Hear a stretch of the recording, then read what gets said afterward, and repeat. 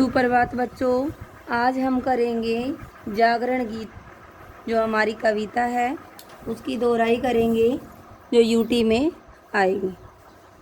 सबसे पहले कविता का नाम क्या है, ऑप्शन में दिए जाएंगे। आपको सही पता होना चाहिए कविता का क्या नाम है, जागरण गीत। और इस जागरण गीत के कविता के कवि का नाम पूछा जाएगा तो वो भी ऑप्शन में दिए होंगे, वो भी पता होना चाहिए। कवि का जीवन परिचय भी आप याद करेंगे कि कवि का जन्म कब हुआ, सन मिलेंगे आपको, तो वो भी आप ध्यानपूर्वक पढ़ेंगे। इसकी शिक्षा कहाँ कहाँ पे हुई, ये भी ऑप्शन में होगा, तो ये भी आप ध्यान से देखेंगे।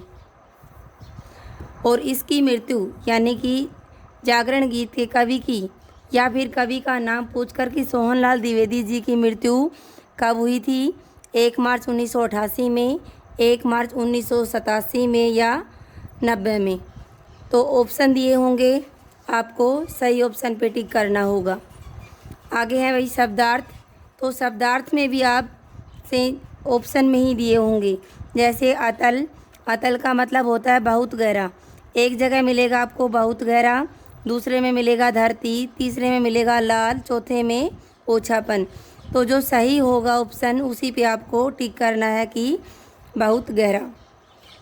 अगला है अस्ताचल, इसका अर्थ होता है पश्चिम दिशा या पश्चिम दिशा में कल्पित पर्वत जिसके पीछे सूर्य अस्त होना माना जाता है।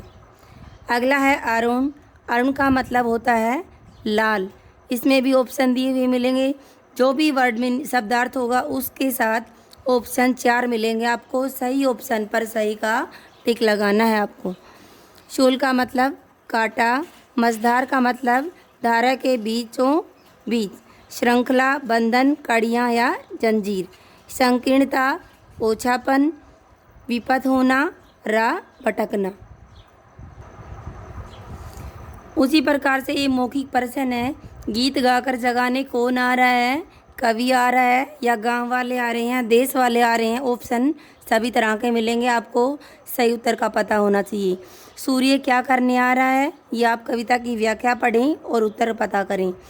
लोग किससे सिर रख कर मुड़ रहे हैं, तो ये भी आपको कविता की व्याख्या से मिल जाएगा। कवि लोगों को क्या देखकर न घबराने की सलाह दे रहा है, इसमें भी ऑप्शन मिलेंगे आपको। सही उत्तर पर सही का चांद लगाना है। भाई लघु और दीर्घ क्वेश्चन नहीं आएंगे।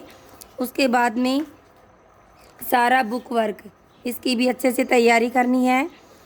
जैसे ग में देखिए, जिसे तुम सूल समझते थे उसे कवि बनाने आ रहा है। कवि क्या बनाने आ रहा है, फल, फूल, पत्ती या इनमें से कोई नहीं।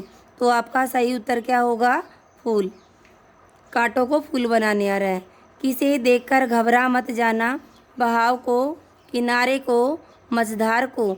तो कविता में किसको देखकर घबरा न जाने की बात कही गई थी, मझधार को देखकर। तो सही उत्तर हो जाएगा हमारा मझधार। मन में बसी क्या तोड़ देनी चाहिए, संकीर्णताएं, सत्यता या भलाई या इनमें से कोई नहीं। तो क्या तोड़ देनी चाहिए, हमारा पहला उत्तर सही होगा, कह संकीर्णताएं। आगे है भाषा की बात। व्याकरण में से भी कुछ एक क्वेश्चन डाले गए हैं कि सही का चिन्ह, यहाँ पे सही का चिन्ह लगाने वाली बात नहीं मिलेगी आपको, सीधे क्वेश्चन मिलेंगे और ऑप्शन मिलेंगे कि काव्य की शोभा बढ़ाने वाले तत्व कहलाते हैं संज्ञा, कारक, अलंकार, समास। हमने अलंकार का टॉपिक तो नहीं पढ़ा, लेकिन इसमें थोड़ा बहुत जानकारी ली थी, तो उसी के अकॉर्डिंग आपको उत्तर बताना होगा अलंकार। जब शब्दों द्वारा भाषा में चमत्कार आए तो क्या वहाँ क्या होता है, शब्दालंकार, अर्थालंकार, ये दोनों या इनमें से कोई नहीं। तो सही उत्तर क्या होगा हमारा, शब्दालंकार। जहाँ पर कोई वर्ण अक्षर एक से अधिक बार आता है वहाँ होता है श्लेष अलंकार, अनुप्रास अलंकार, यमक अलंकार या अर्थालंकार। तो एक ही वर्ण अक्षर एक से ज़्यादा बार आता है तो वहाँ पर कौन सा अलंकार होगा, अनुप्रास अलंकार होगा।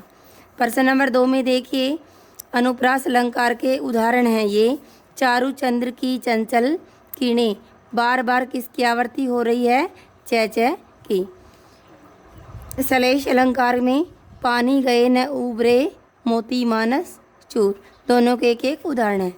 आगे देखिए विलोम शब्द, अतल का विलोम वितल, इसमें भी आपको 4 ऑप्शन मिले।